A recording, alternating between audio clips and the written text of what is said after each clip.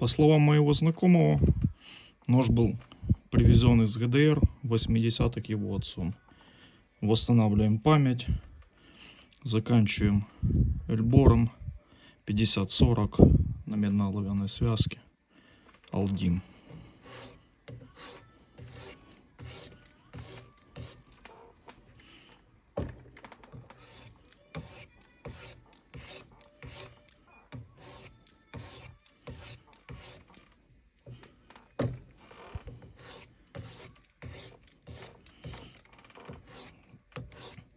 Нож с его детства. Далекие 90-е, говорит, носил от Белого братства. Такая история ножа.